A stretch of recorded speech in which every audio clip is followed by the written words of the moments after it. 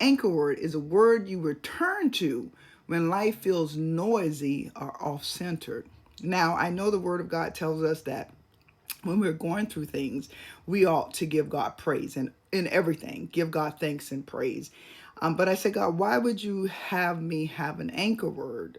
And why would you bring that to me? And so the word that had come even before that was a single word, discipline.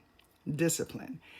And as I began to meditate on that and circle back to the word discipline, and now the Lord is saying have an anchored word, I said, okay, God, you're saying for this year for me, and you could take this for you if you like, but to be disciplined, because in 2025 my journey and my faith and my trust and my process was to continue to grow in the Lord and to continue encouraging others to grow in the Lord, but that required discipline. But he says in 2026 it requires even more discipline because of the way things are happening in the world. Now, that does not mean that I need to be fearful or that you need to be fearful. But in other words, God is saying that when life gets rough, when things get tough, when life is lifing, that we have to be able to basically ground ourselves and stabilize ourselves. Find that word that's going to bring you back to the center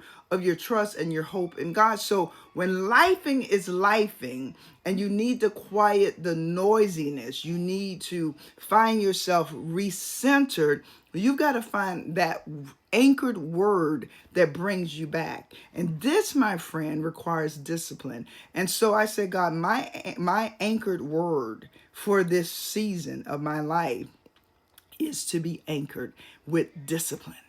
Discipline.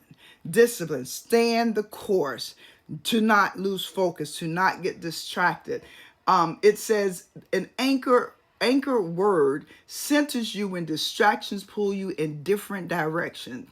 An anchored word reminds you who you are and what matters most. You can't forget who you are